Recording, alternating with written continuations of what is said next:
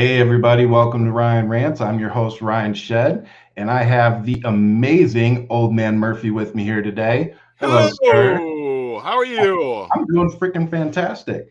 And before we get started, I just got to say, congratulations on 100,000 followers on TikTok, sir. Thank you That's very much. That my freaking God, outstanding. that last the home stretch just took forever, and it was really eating at my anxiety. Dude, I remember because, and I haven't gone very high since, but when I hit 100, it was like there was just that sense of relief. You're like, man, I was staring at 98 and 99,000 for so long. Exactly. Yeah, it was driving me nuts. 'Cause, I mean, from 50 to 75, it went really quickly, and then 75 to 80, 85 to 90. Okay, and then it just. It was like, okay, I need to get some constipation medicine because this is just. I need to eat some fiber or something. You shit or get off the pot, man. Come on. Right? Oh my God. And what I think I gotta say, it was probably, and I tried to load it up, but it wouldn't let me onto here because it was an MOV format. But the video that I think pushed you over the edge was you and your daughter. Oh yeah, with that was fun to do. That was freaking fantastic. I love doing the random TikToks with the kids just because it's completely different from what I normally do. But yeah, most of the stuff I'll do with my son will be lip syncing stuff. There's one I have on my channel. It's the scene from Uncle Buck where John Candy and Macaulay Culkin are going back and forth in that. I just love that movie. And the other one that we did was from Dodgeball. I play Patches, and I'm sitting down. I said, if you can dodge a wrench, you can dodge a ball. And I have a fake plastic wrench. And then my son plays Justin Long's character, and he goes, "What?" And I throw this thing, and I clock him right in the head, and I just lobbed it at him, but I'm speeding it up so it looks like it hit him right, and he just goes down like a sack of bricks. And CPS was banging on your door later. Oh my God! You're like, no, it's fake. Look. I didn't see that. I'm gonna have to go. Oh yeah, it's if you get a chance to see it, it's far back. It's really far back. So I know. I started trying to find a video from a while back. I'm scrolling like, holy crap! Do I do a lot of these videos? Those minutes add up. Yeah, they do. All right. So with that being said, that was enough positive. Let's move on to the bullshit. Yeah. I really did hope. I know we're still going to have fun, but I hope to have more of a fun episode than this is going to end up being. Yeah. Simply because in the last couple of days, we've had the shooting in Georgia, which a lot of people, including myself, are calling hate crime. Yeah. Because it seems to have targeted Asian Americans in some way, shape, or form. Absolutely.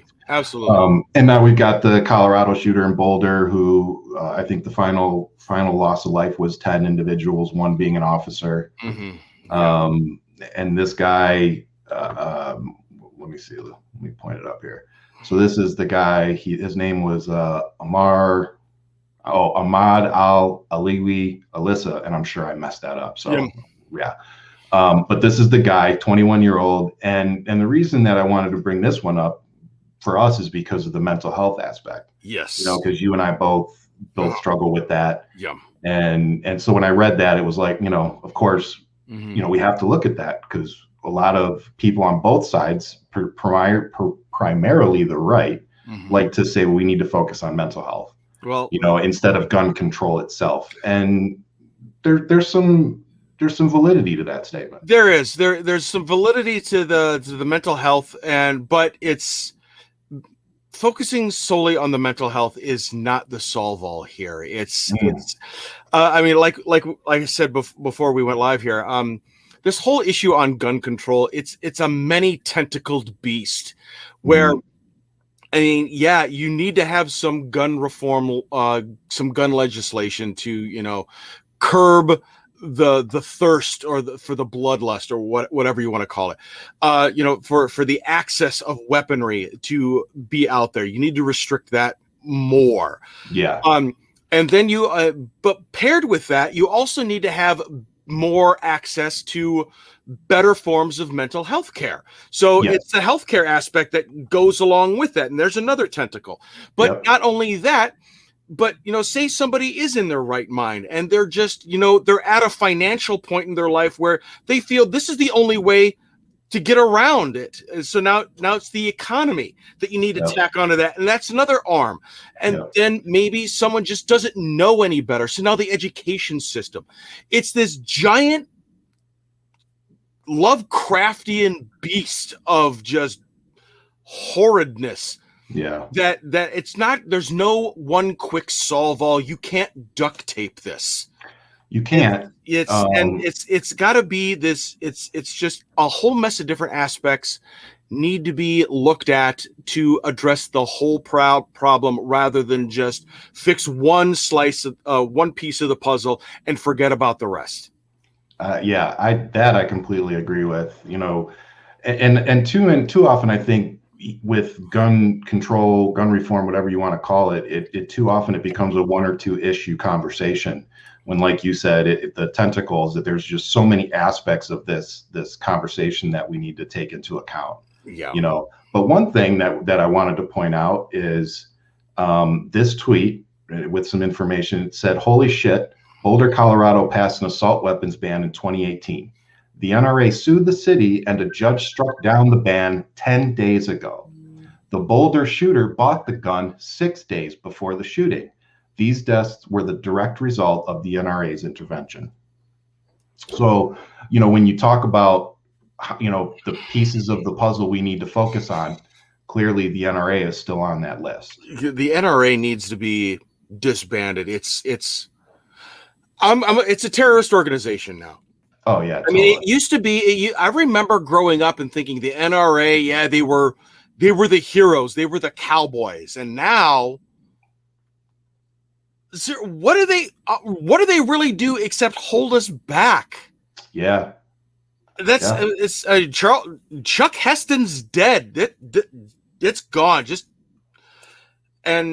You're always going to have the guys screaming whenever you say, we need to have more gun control.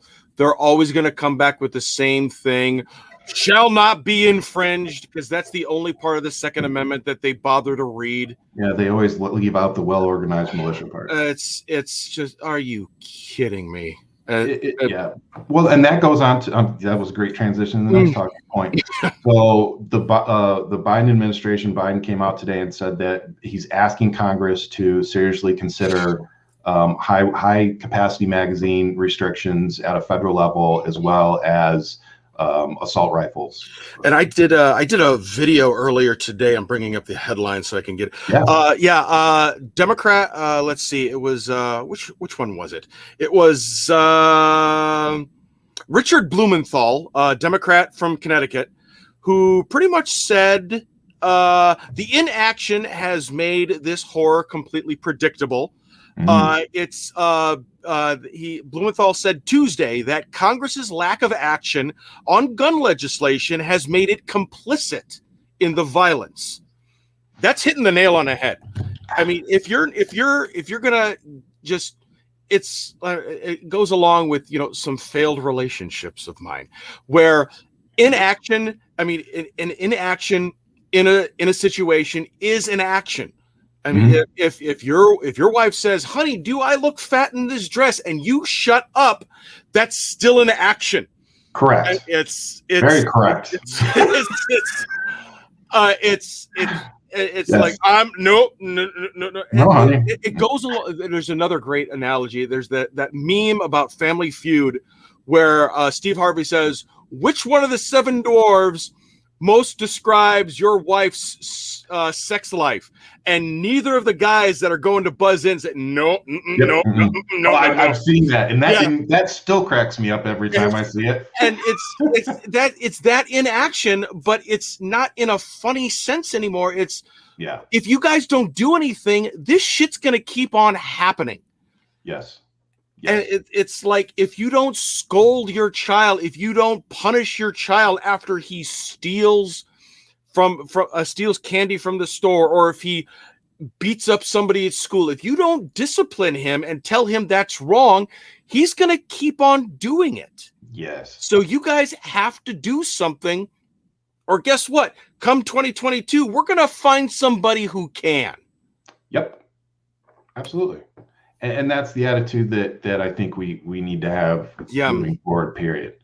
You know, and the next talking point I had was, you know, hate crimes and mass shootings, talking about the mental health aspect, you know, and how this Ahmad guy seems like, you know, his family said that he was having some issues prior, but it didn't sound like he was diagnosed. He was a 21-year-old guy. It just fucking sucks. You know, I don't know why the white kid walked in and shot the Asian people. I don't know why this guy walked into a fucking grocery store and decided to shoot people. I'm still trying to tie together how sexual addiction ends up with 6 Asian women dead. I don't get that. And this whole bullshit of having a bad day. Yeah, that needs to go. No, yeah, that I have so many 4-letter Anglo-Saxon words for these two people. And the NRA was bragging about it. That's there. If you are complicit, then you are in cahoots with terrorists. Yep. And I like this talking point. I know it's a Democratic talking point, but somehow I think automatic and semi-automatics weren't available during the time the Constitution was written. If you really want to talk about shall not be infringed, then you need to go back to a fucking musket. Yep. I think somebody actually muzzle loaders. Gretchen said that. Muzzle loaders. You stay right there. I'll be with you in 5-10 minutes. Oh my God, that was good. But I mean, the one thing we need to focus on here, I think, if we're talking about gun legislation, you know, common sense gun legislation, is that both of these individuals purchased their guns within days of committing mass murders. Yes. Yep. I don't know how we can't not look at that. That's a fact. And now we need to look at it and say, okay, this is why we have waiting periods. This is why we have these loopholes that we have to jump through. Nobody's telling you can't own a gun. We're just saying that we need to make sure that you're not one of these crazy fuckers, you know, before you get one. This is coming, might I add, again, coming from me. I'm not going to speak for you, but this is coming from me, who's I'm a mental health sufferer, I guess we'll call it. You know, I battle my mental health daily. I'm medicated for it. Trust me, I don't want anybody coming and taking my handguns. You know, I don't plan on coughing up my guns, people. But being in the military, I also don't feel the need to have an M13 style weapon in my house or in my gun locker. I you know, a shotgun and a couple handguns should be more than enough to defend your home. Exactly. It's that's the one question I can't get an answer on. I take that back. I have gotten an answer, but they're bullshit answers. I can't get a mature answer whenever I say, why do you need an AR-15? Why should civilians have access to these high-powered weapons? And what's the answer you usually get? It's fun, or I like going hunting with it. It's easy going hunting. Oh, hello, Nikki. I'm sorry. I had to. They're fun. I've seen that one, and I'm like, mine is the one that it's for sport. I think that's the one that I just like, if it was legal, I would slap people when they said it. It's technically you can slap him. It's an open hand. Without going to jail. You can do it open hand. That's fine. But if you close fist, that's where you get into the assault. I think mine are one here. I think's onto something. Yeah, it makes them feel powerful. I think it's an overcompensation thing. I mean, almost like the truck. Yeah, with the big truck. Yes. I mean, as far as growing up, guns and chicks have gone hand in hand. I mean, right up there with Marlboro cigarettes. But I mean, you have a chick in an American flag bikini with an AK-47 on her hip, and that is sexy. And I'm like, why is that sexy? I mean, I could see the girl. Yes, okay, great, but she could be holding a 6-foot salami on her side. That's just as well. Just as yeah. Can you bring that over here? Yeah, I mean that's. I mean, I would rather her holding like a 6-pack of beer. That'd be better for me. Yeah, but I just never understood the correlation between chicken guns. I mean, you'll see, scantily clad women, sitting on tanks at gun shows, and it's like the auto show. Mm-hmm. My dad used to take me to the auto show when I was a kid in Detroit, and they'd have all the pretty girls next to the car, like, oh, look at this car. It's the same thing. They're all playing. They're playing to the gun-toting, folks who just want to see a hot woman carry a gun. But let me point one thing out, Murph. Yeah. I tell people, my wife deployed 3 times when she was in the military. She's put down more people than I have. So I'm just going to lay that out there. Okay. And she does not feel the need to carry a weapon. But man, is it fucking hot thinking about it. Well, see, I'm not gonna lie. See, I mean, my wife can put people down in a completely different way. And I've seen her I've seen Jehovah's Witnesses come to our door, and then she just rips them 5 new assholes on Sunday. I'm in the bedroom. I'm completely naked under the covers. They're like, "You take me now. That's hot." Oh, Jesus. Yeah, please come back here to the bedroom this way. Yes. Well, and I'm going to flip my talking points around because that was a good transition into the next one. So speaking of the Catholic priest church, and unfortunately for me, this happened in the great state of Arizona. Yeah, once again, we clearly have some work cut out for us here. So I'm going to put this up, and then we'll let you have at it. Even if you're pro-abortion, but your ideas are not welcome here, and they will be given no quarter. The same with Joe Biden. He's a Catholic. He's a member of the family. If for some reason he would be in Buckeye on a Sunday, Joe Biden is welcome to come to Mass here. His ideas are not welcome here. And if you ask me a follow-up question, would you give him communion? No. Over my dead body. Not until he repents. He's a public figure. He needs to publicly repent. And we need to pray for his conversion. Notice he never says what he needs to repent for. That's convenient. Good point. He never says what he has to repent for. And never once have I ever heard Biden say that he's pro-abortion. I think we need to get this out there that pro-choice is not pro-abortion. Yes. It's women have an autonomy over their own body. There it is. I mean, I've never been put in. I'll never personally be put in that position because I don't have a vagina. But the fact that, number one, men are making this decision for women, it disgusts me to no end. But the whole, it's either pro-life or pro-choice. Okay, well, we're pro-choice. I'm pro-choice just because it's not my decision. It's not my decision because I don't have a uterus. I'll never have one. So whatever my wife decides who has the uterus, I will support her. Yes. I'm not going to be happy if, we got pregnant. Oh, crap. Can we afford it? No. Well, what can we do? Well, we could put it up for adoption, but that's not, we really don't want to do this. So, okay, we're going to go for the abortion.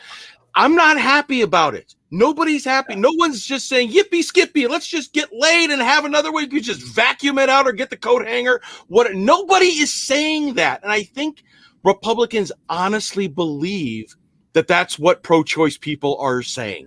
I can guarantee you that some of them think that they have sex, they get rid of the baby, they have more sex. It's no.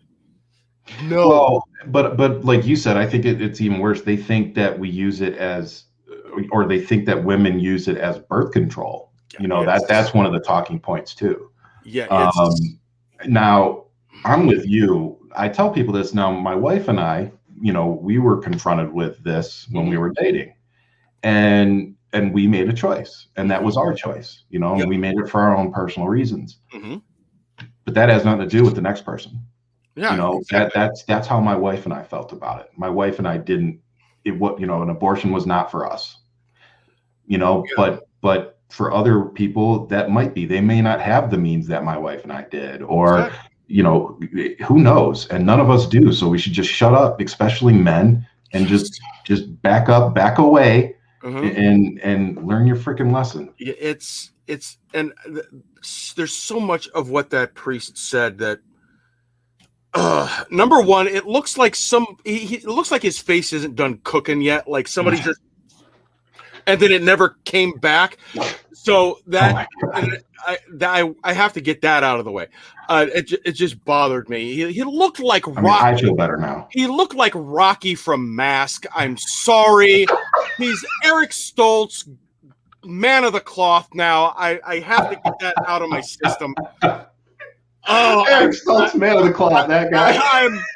I am already going to hell, so I might as well enjoy the ride. I'm telling you, we're gonna be sitting next to each other. I'm driving. I'm driving the train. I got a first class ticket. Well, judging from some of the people in the room with us, going to take a train to get us all there.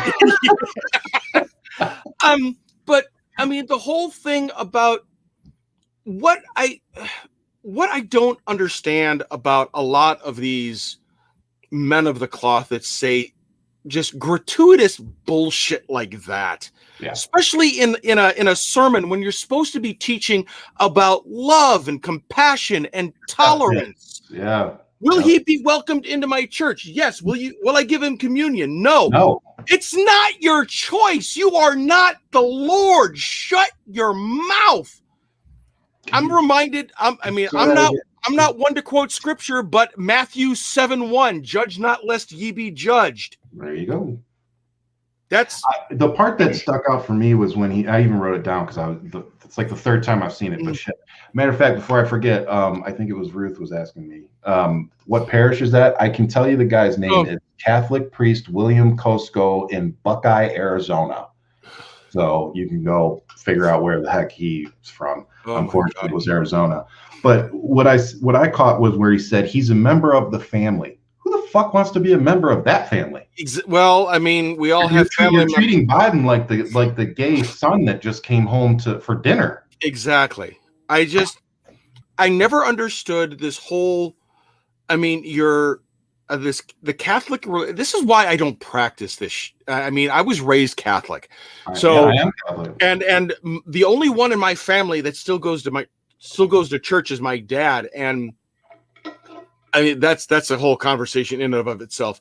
Yeah, but I don't practice anymore because of this type of stuff. You know, the whole priests sleeping with the altar boys and all that, the molestation and all that, and the Catholic religion, when I was growing up, I was taught that we're supposed to be loving and compassionate and tolerant of each other because that's what Jesus would want. Because as Christians, we practice the teachings of Jesus Christ. And then everything that I'm seeing for the last 20 years is just antichrist bullshit. Yeah. I'm going to judge you because you don't look like me, or you don't, I'm a guy, you're a guy, but you like men. So I'm going to judge you for that. Your skin is a different color for that, for me. I'm going to judge you for that. These are the same people that say, have you ever read the goddamn Bible? No. Oh, no. That or you definitely misread it. And I could go on and on for, I still want to see the Vatican City just because it's beautiful, but I feel if I touch holy water nowadays, it'll start to sizzle and boil. Yeah, and I'll just have I gotta get aloe vera on that hand now. But I think what really one of the nails in the coffin, like I said, I'm with you. I don't go to church anymore. I don't practice at a building. You know, my religion and faith has become very self-contained. And, you know, I have like I said, my wife and I, we have our religion, our beliefs, whatever. But, you know, I try not to put that out there too much just because I don't want it to influence my platform that much. Yeah. You know what I mean? Like, but we end up having to talk about it because of things like this. Like we can't let this go. We can't let preachers preaching from the pulpit, you know, about politics go. If you want to, if preachers want to start talking politics, then they need to start paying taxes. Yes. And I think that church, if a church is doing what that man right there just did, and you've got proof of it on video and, you know, whatever, then those churches in particular should absolutely have their tax status revoked. Exactly. I agree with. If you're not abiding by, you know, the whole charter and reason that you're getting that tax break, then why would you continue to get the tax break? That's like us continuing to pay the veterans that charge the Capitol on January 6th their pensions. Why would the country that they just tried to commit treason against continue to pay them? Yeah, it's oh God. It's the same theory. It's the same fucking theory. So hold on. Right. Speaking of that, yeah. Yep. So I came armed. So we're going to move on to the next one, which will probably still get us spun up. And the reason I'm posting this one, because I thought you and I would have fun talking about it. Oh, yeah. No, I don't know if this is the one you're thinking of. I posted on Twitter yesterday. I posted about the gender pay gap. And holy crap, did I start some shit, you know? And I kind of want to talk about it because I think I view it differently than a lot of people. Okay. And so this is what I put up. And it is, are we planning on paying women equally anytime soon? Asking for a lot of friends. And it's a comparison for the audio podcast people. It's a comparison between LeBron James and Sue Bird. Sue Bird is a WNBA player, played now 18 seasons in the NBA with 3 or 4 WNBA championships, and her 2020 salary was like $238,000. And her bonus for winning the 2020 finals was $11,000. Now, LeBron James, 17 years in the NBA, 4 NBA championships, 2020 salary was $37.44 million, and his bonus for winning the finals was $370,000. So, to me, I saw that as a huge gender pay gap. Oh, huge is an understatement. Right? So, and do you know how many men jumped into that to tell me that I didn't understand the revenue stream of the WNBA and why she was getting paid peanuts compared to LeBron James?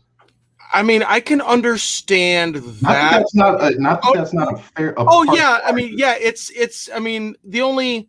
That's the only saving grace is that it's marketability. But if the same energy was put into marketing the NBA, I'm wording this wrong. If the same marketing energy was put into both, that pay gap would be even more insulting. Yeah, because I mean they just don't want it to be as profitable. They're just like, oh, we'll let the girls play their game so they can feel equal, but we're still going to put all of our eggs in the NBA basket. Yep. So now I liked this one. Now, what I did is I used this as a starting conversation point to point out to a lot of these people that it was not just in the WNBA that women are facing these kind of pay gaps. And people brought up the women's soccer league when they were complaining. I think it was a few years ago that they didn't get paid anywhere near what the other national team was getting paid. So I mean, this is a common problem, not just among sports, but out in the real world too. You're talking about CEO pay gaps between females and males. You know, so what I saw from this visual was I saw 2 people, a male and a female, who both accomplished very, very similar things in the same sport that are paid drastically different. I mean, you're talking millions upon millions of dollars versus a couple $100,000. That like you have the star of the NBA and the star of the WNBA, and that's the pay gap. Yeah. And for some comparison, I went and looked up what the rookie minimum is in 2021 for the NBA. You want to know what it is? I'm going to say high, 750,000. Damn close. $840,000 is the rookie minimum with no experience. That's no, you should get minimum wage, $7, $7.25. Oh, you want to play? You want to bounce a ball on a wooden floor and put it in a peach basket? Okay, $7.25 an hour. Yeah. Oh, you're really good at it. Okay, now you get a couple million. Yeah, but it's really frustrating to me. It is, and I can equate it to a lot of things. You want to talk? We could talk about women, people of color, whatever. It's the same thing. They have to fight harder for the same shit. Yeah. And that we have to change that. Like somebody should not have to work twice as hard to get the same thing as I do. No, it shouldn't matter. It shouldn't matter your gender, your sexual orientation, the color of your skin, your religion. If you're going to say that you have all these freedoms in the First Amendment to say, hey, you can speak your mind, you can, you be this, do this, that, you have all these freedoms, then that should be discrimination free. Should being the key word there. Yeah. In a perfect world. Yep. Perfect world. Yes, these things would not be in consideration. Oh, you do well at your job. Fantastic. The only separation should be a league for men and a league for women, just because of the physicality. Because and that's only because of just the physical biological standards of because men can get just bigger. Although, let's be real, men's basketball is not the basketball of the 80s and 90s. Oh no, it's nothing like the Harlem Globetrotters that I grew up with. It's even the Bulls and the Pistons. It's just not the same. That's when basketball was actually decent. Now it's just keep away. Shit.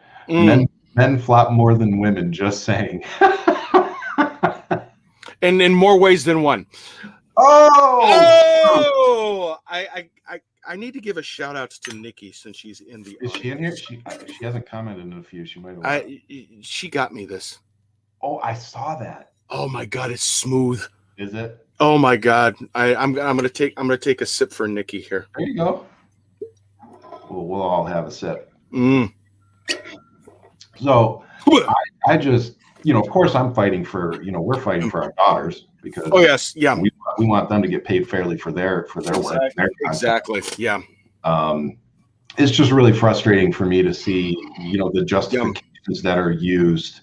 We need to get more creative at making things more equitable for women, people of color, anybody that's not white and a man. Basically, we need to figure out how to be more equitable. I mean, we keep on saying. I mean, if you have sisters or a daughter or anything, and you keep on telling them is that you could be anything you want to be when you grow up. I mean, I tell my daughter that all the time. Yeah. If she wants to grow up, especially it's so fantastic right now because Kamala is in office. Yes, it is so fantastic. I get to sit with the major. I get to sit next to her and said, "You see her? You could be that. You could even shoot farther than her when you get to be her age. When you get to be older."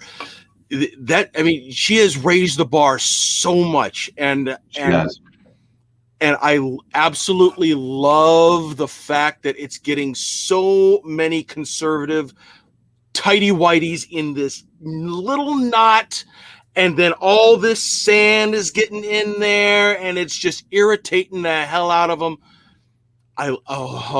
It's delicious conservative tears. It is, and you want to know? I was telling Nikki this actually. I think yesterday, the day before. What's really exciting me is the diversity that we're seeing in the cabinet and these positions. Yes. It's so much more diverse than the last 4 years. I absolutely love it. I'm for it. I was so happy just to hear Deb Haaland is the Interior. It blew my mind that I mean, it just makes sense to me that you would, of course, you would have a Native American as the Secretary of the Interior. She knows the land. She is from her tribe. It just, if you study anything about Native American cultures, they're all about, the whole circle of the land and giving back and the Great Spirit, and it makes sense. Of course, she's going to care about the land. Yep. The only thing that pisses me off about it is that Big Oil is going to go on they're going to do their best to quote unquote scalp her. And it pisses me off just because We're already started. Yeah, by the way, let me point. I just want to take a second to educate. For those who don't understand, it is not Joe Biden's fault that gas prices are going up. It is OPEC's fault for the decisions that they've made on their output. Yeah. Okay, so let's stop blaming Biden for that. And let's, again, what Murphy just said really drives it home. Do you guys not see the correlation between when the Republicans get in office and gas prices go low so that people let them get away with the bullshit that they're doing? And then when the Democrats get in office, all the Republicans drive up the oil prices and Big Oil drives up the oil prices so to get rid of the Democrats, because the Democrats are always bad for business. I really hope you guys can see that correlation. Oh, it's been going on. I mean, it's been going on since Jimmy Carter. Yep. It's. I mean, that's when it was the biggest, when the oil, the gas shortage back in the 70s. Yep. I don't remember this because I was an infant, but my mom told she had to wait like an hour and a half at the gas station because the lines were so long. Just to fill up the VW bus. Are you talking about the gas wars? Yeah, I mean, there's the gas war. There was the whole shortage that was going on in the 70s. Yeah, it was the gas war. And my mom told me a story in Detroit where they were waiting in line and somebody, like, they got in a fight and literally somebody got out and shot somebody over fucking gas. Jesus Christ! The only thing I have seen with my own eyes that is anywhere close to that, and it probably wasn't even near as insane. A couple of years ago, I went down to Texas to see a friend. I went to I think it was a convention down there, and I think it was a hurricane that was going. It eventually hit Galveston, Texas, and because there is an oil refinery there, they were screwed for a little while. So neighboring cities were shipping in gas, but a broadcaster says, if we do this, if we do step A, there will not be a gas shortage. Everyone ignored everything but the two words gas shortage, and everyone went to the pump. Everybody. And it was like, yeah, exactly. It was like a mass frenzy. Everyone had to fill up, and they, were filling up, extra gallon tanks. And, for, you normally your tank for like your lawnmower or anything like that. And they would be filling up all these different tanks. And then, these gas stations were left short, and then the supply could not meet with the demand. And that's how they were getting shortages. I fly down into Texas in the middle of this bullshit. We had to go like 3, 4, 5 different gas stations and still wait 45 minutes just to get to the pump. Only to find out that this pump is empty. We got to go to the next one. Oh, there's already a line behind that, so we got to get back at the end of the line. It was insane. Insane how that shit worked. And it was nothing to do with, OPEC or Democrats or Republicans. It was just hurricane hit Galveston, Texas. And so, yeah, this whole thing about Biden ceasing all production on the Keystone XL pipeline, that oil wasn't even going to us in the first place. Oh my God, it's. Yep. That's how I feel. It's like it's make like us speechless, people. it's like someone in Milwaukee complaining, I don't have a six-pack just because they have Oktoberfest in Munich, Germany. What the fuck are you talking about? That's a good. I like that one. That's a good analogy. All right. Yeah. So that's enough with that bullshit. So while we still have people on here, we're going to get into the fun questions, but if you guys got to stick around for those. Before though, please tell everybody where they can find you on all your platforms, because you said you do Twitch and, and stuff too. So tell everybody where they can find you. Okay, well, obviously you guys can see me on the TikToks, where I do the TikToks and the videos and the funness and all that good stuff. So if you guys follow me, thank you. I appreciate every single one of you. Thank you. You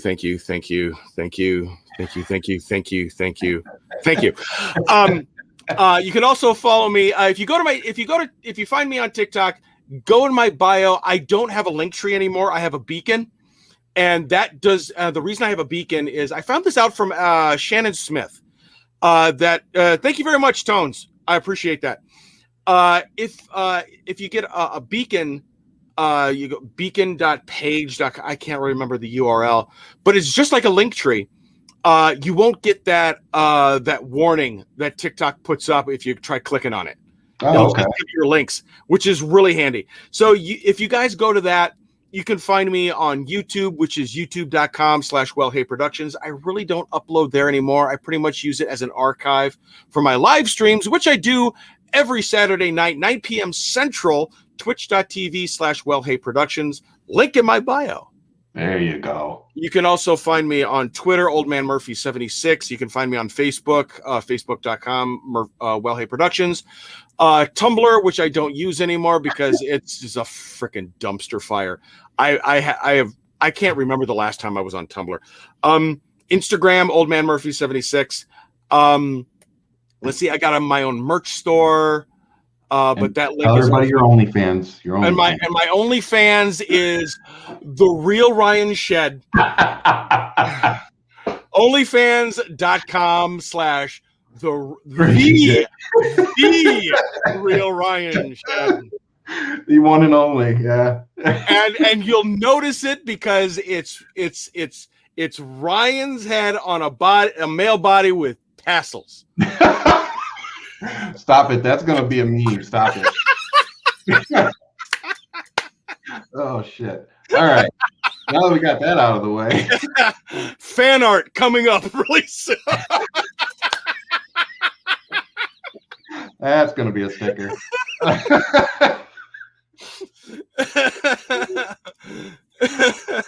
Oh man. Okay. So you guys that are on Twitch, the biggest chat is actually on YouTube. That's where most of the people. Unfortunately, you guys can't all see each other, which kind of sucks. So I'm sorry about that. But if you go on my YouTube channel at YouTube.com/Ryan Shed, that's where you can actually find us, and that's where most people are probably at watching, and that's where they're all commenting from. So I'm sorry about that. That's a limitation with our streaming service here. So. Going to the meme generator now. Ruth, we're in the same state. Don't forget that, Ruth. All right. So when you need a good laugh, who's the creator you go to for a good laugh? For a good laugh, who's the creator that I go to? Oh God. For a good laugh. Oh God. Because most of my For You page is now just all of our mutuals.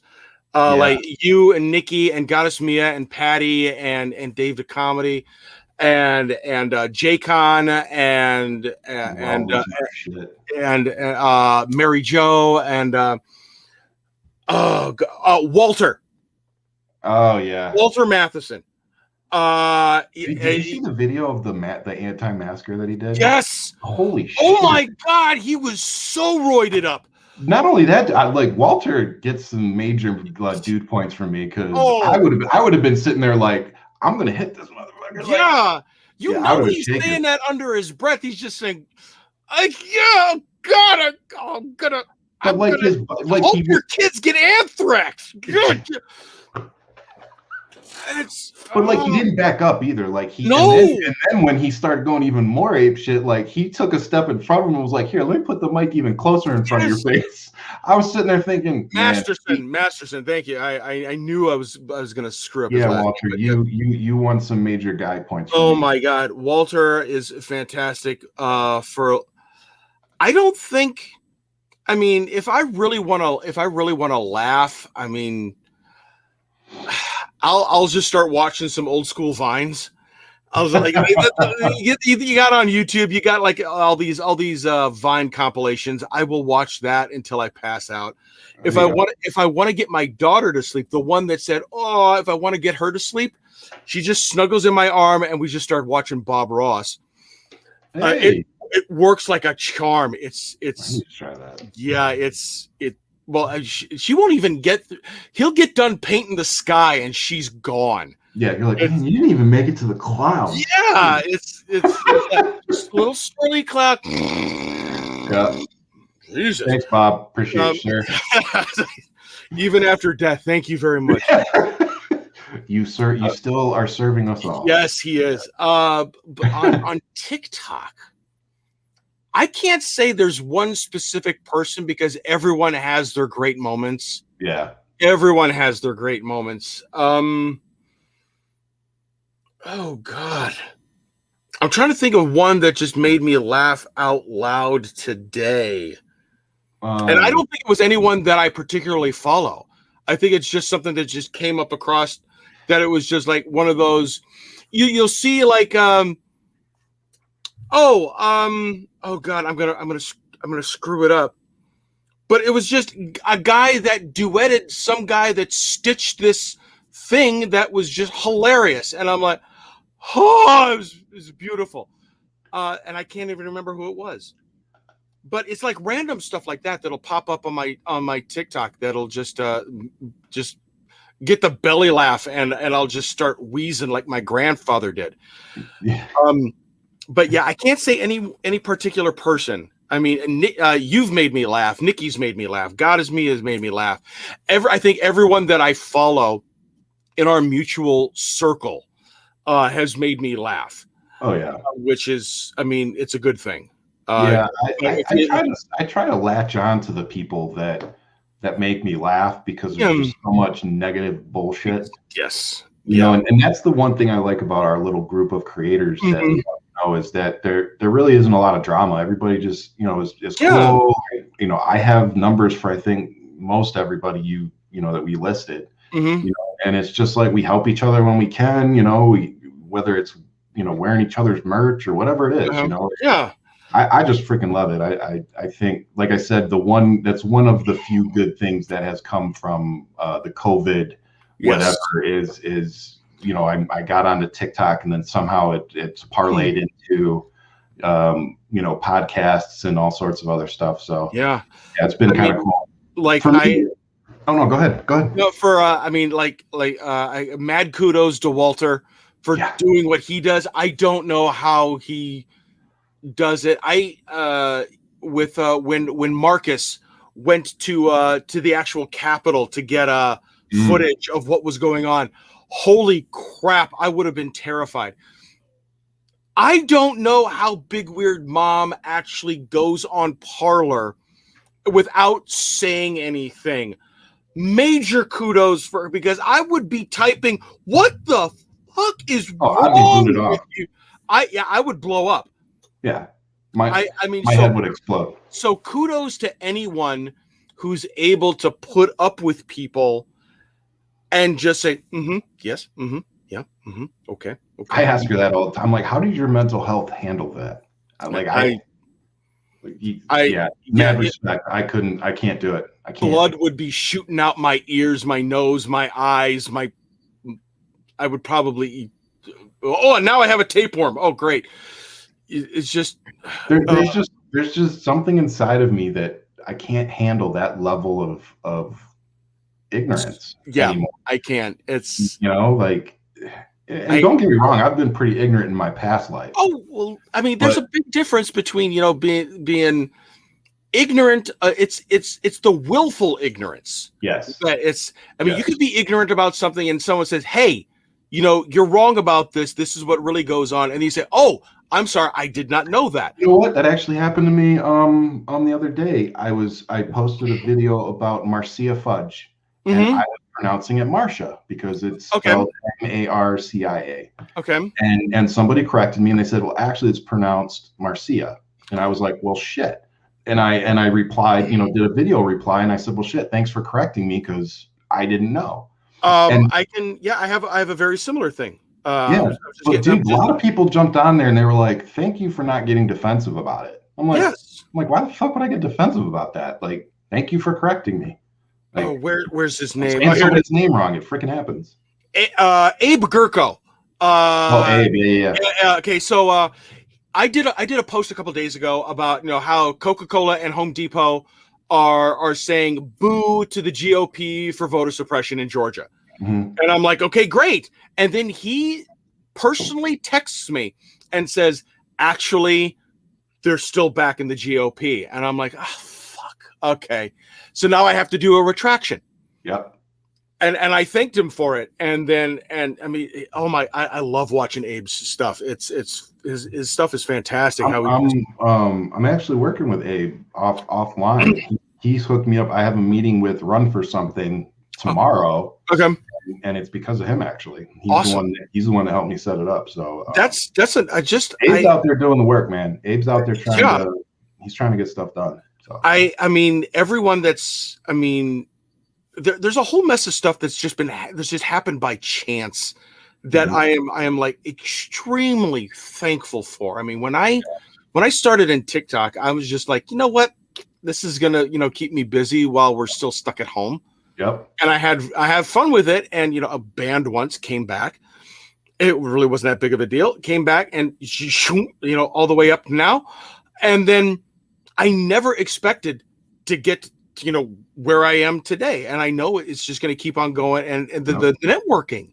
There's just knowing the people that, we can work with, this person and that person and this person and that person. We could do all these fun things. I mean, the whole "you're fired" video that went out and about, that was so much fun to do. And, I love doing that kind of stuff because it gets everybody, you find out everyone that has a common ground, and that's what you latch on to. And I love that kind of stuff, that we can do all that. And we can, we're all kind of, separated in this pandemic still, but we can still work together and we can still have fun while we're doing it. Yeah. The having fun part, that's what I'm enjoying, and I think it's helped, I think like what we're all doing, particularly like Nikki and I with the Nikki and Ryan experiment and all that, like trying to put a different twist on the politics, and just get everybody more involved in it. And I think that that's something that we've all been very successful at, particularly over the last 6 to 8 months. Yeah. Leading up to the election, I think a lot of us played no matter how significant, or insignificant it was still a role that we played in getting us to where we're at and getting younger folks engaged. And I mean, Nikki and I have 16-year-olds, 15-year-olds, 17-year-olds, messaging us like, thank you. I got into politics because of you guys, because of what you say and because you made it funny or, because you made it relatable or whatever it is. It's important what we're doing, I think. I'm paired with Lee with no name a lot. Just so, oh my God, if it weren't for you two guys, I would have gone completely insane during this election. Yep. And so, I love Lee, by the way. Oh, he's fantastic guy. Yeah. I mean, when I found out who he actually was and all that, I'll talk to you after the thing. Yeah. I was just like, what? And so I was just completely blown away that, who Lee actually is. And but working with everybody, making people's lives a lot easier. Because the world is difficult enough as it is. I mean, let's just, enjoy something, because everyone's trying to shit on everybody else's stuff for attention, for whatever the reason. Yeah, and just self-pleasure. I mean, I get the negative comments, but I'm just like, you got nothing going on. So why am I going to let you bother me when all these I got 50 people saying, "Oh my God, this is great," and one person saying, "This is crap." Most of us, in reality would focus on that one person. Yep. But I try to focus on the other 49, and that's what keeps me going. It's funny. I was going to put this up and play it, but it didn't. It seemed like it didn't fit with the episode, but you just kind of made it fit. Let me see if I can find it real quick. Yeah. It was a meme that basically said what you just said. Where is it? Well, that freaking figures. It was a good one too, but it was like, oh, here it is. Oh. It says, was it a bad day or was it a bad 5 minutes that you milked all day? There you go. Yep. That one really speaks to me because, yes, like you said, I have a tendency to latch on to like either the one thing I did wrong or the stupid thing I said to somebody, like, and I'll cling on to that shit all day, and it doesn't matter what else good happens to me. Like, I had to work on that. I mean, with the mental health aspect, it happens where it'll snowball. For me, it's not that I won't dwell on that one thing, but that one thing will get me in a bad mood, and then something else won't go 100% right. So then that will, tick me down a notch, and then another thing, and then another thing, and another thing. And then it just keeps on getting bigger and bigger until by the end of the day, I'm just curled up in a fetal position crying in the bed. That happened to me on the Nikki Ryan show like 3-4 weeks ago. I got a phone call with some information that fucking sucked, and it was literally like 10 minutes before we went on the show. Oh, Jesus. And like and the show was it was probably one of our worst shows that Nikki had done. And as soon as we hit the end button, Nikki was like, "Are you okay?" And like I had to explain to her what happened, and at the end she was like, "Well, shit." She's like, "I'd have been fucked up too," Like she was totally cool about it, but it just totally messed up my mojo for the show.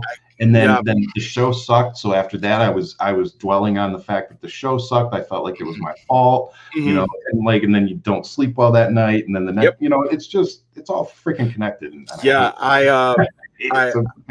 I actually a couple of years ago I went down to Arizona for the Phoenix. It's called the Phoenix Fan Fest now.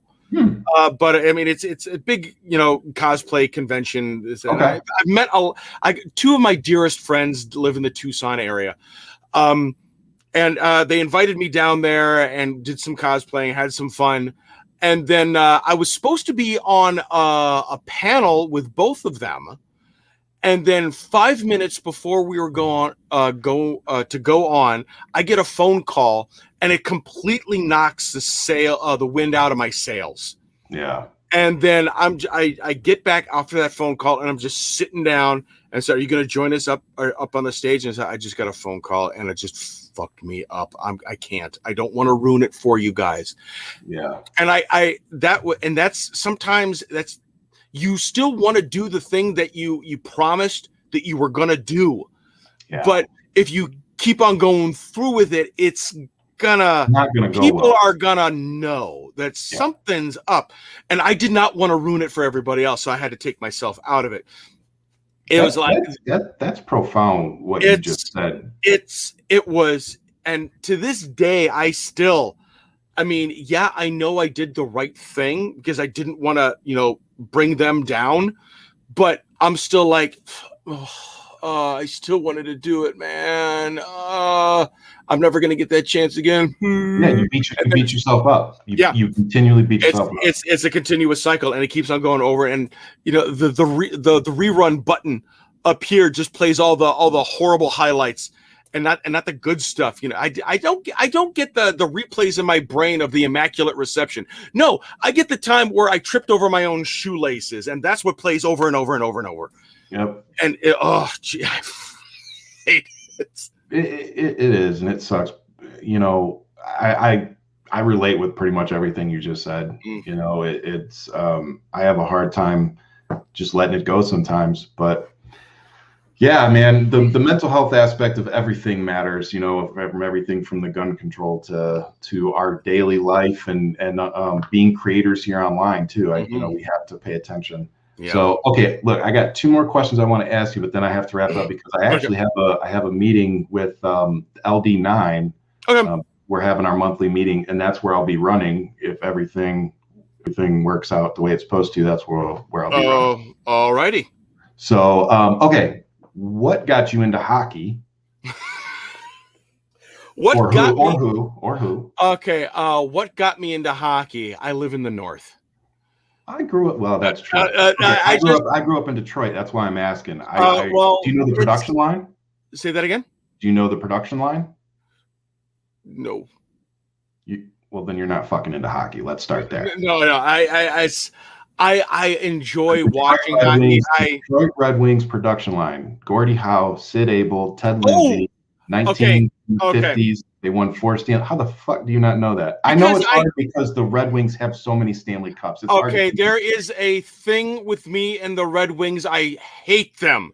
Yeah. The reason I hate the Red Wings isn't because, of their storied franchise. It's because my freshman year of college, my roommate was an avid Red Wings fan, and he would not shut up about them. It doesn't even matter if you were talking about hockey or not. He would weasel them in all the time. So now I just fucking hate the Red Wings. And I have nothing but respect for Gordie Howe. In Traverse City, there is a restaurant called Gordie Howe's. Yep. And I bought some of the merch, so I still have that shirt to this day. What got me into hockey was probably the Milwaukee Admirals. When we moved to Milwaukee, I was born in Bolingbrook, Illinois, so I'm not 100% a cheesehead.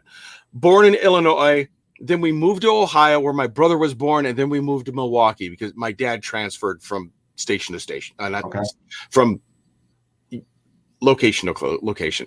Mm-hmm. So when we finally settled in Milwaukee, that's where I grew up for most of my life. And we went down to downtown Milwaukee. We watched the Milwaukee Admirals play. I mean, it was AHL. It wasn't full NHL, but it was the closest thing we had. And I loved watching. It was so much fun, but I was never really athletic. Then I went up to college to Northern Michigan University, and hockey is bigger than church up there.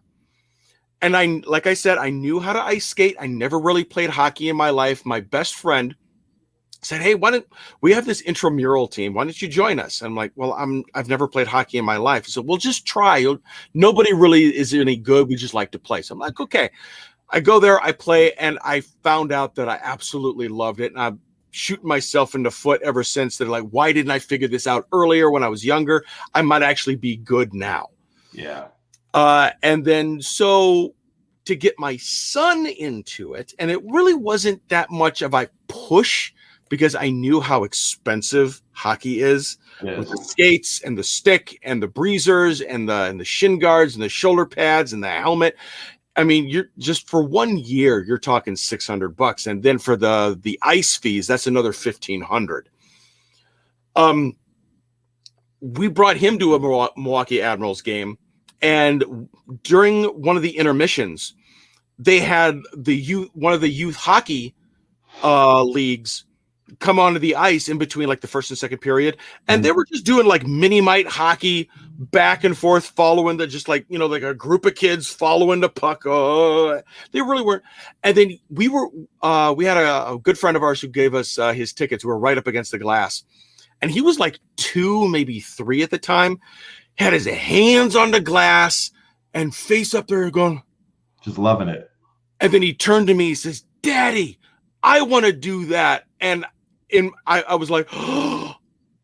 You're like, done, son. We're going now. And I'm like, oh, that's great. But in the back of my head, all I heard was ting.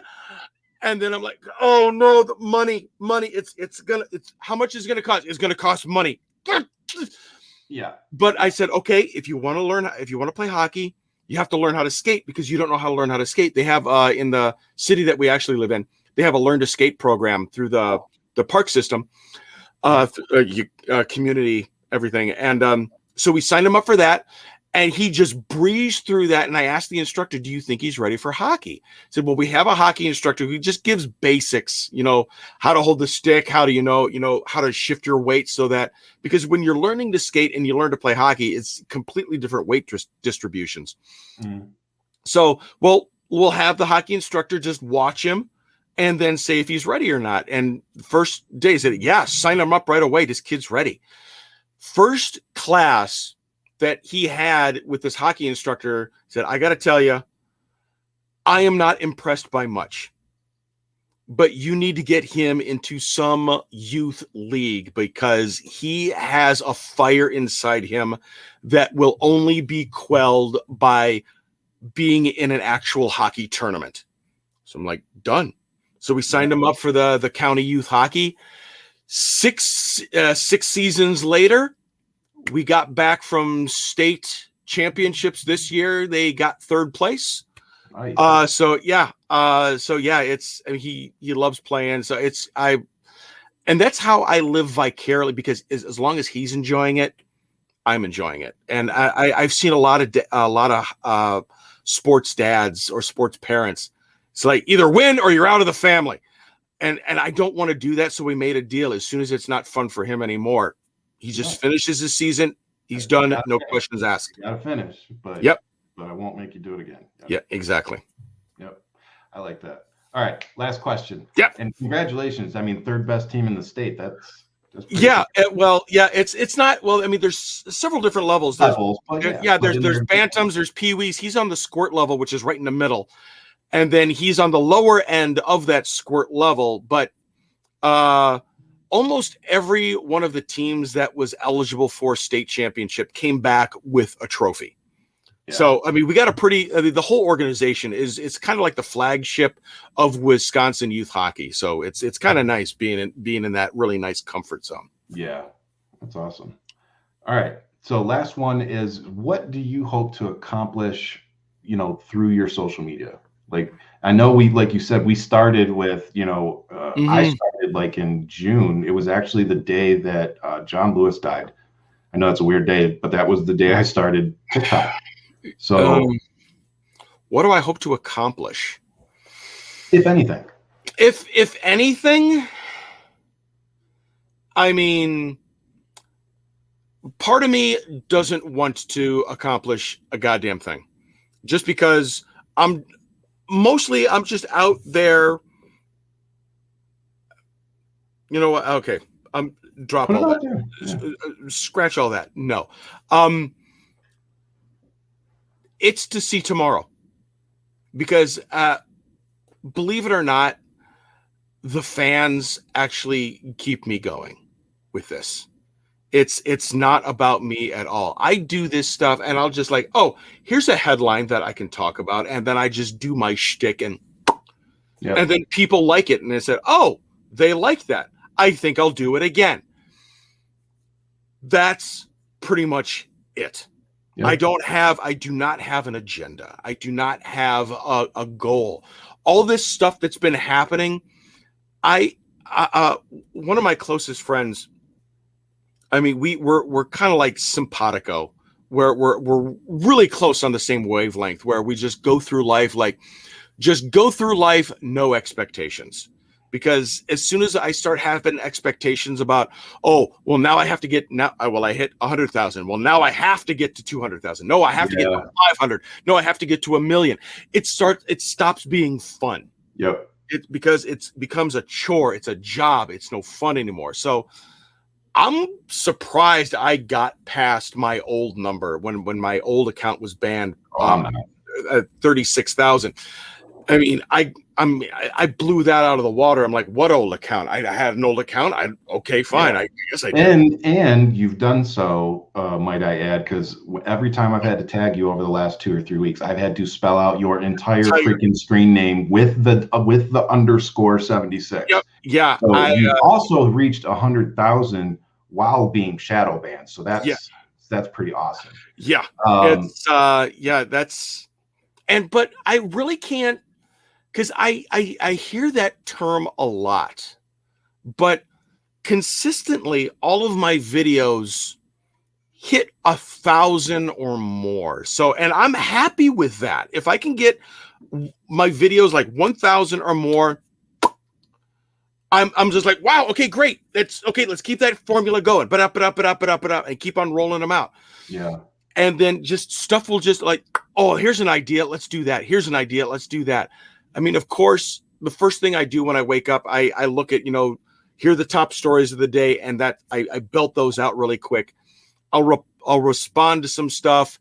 I'll throw some chuckle fuck under the bus, and I'll do that stuff. Here's a great idea for some merch. I'll do that. Oh no, here's a good idea for something I can do, like I can lip sync to this Ghostbusters scene, or I'll just start throwing. It's all just like random haphazard stuff. I mean, I have my base formula, but I mean, it's like this app was made for people with ADHD and other issues. Yes.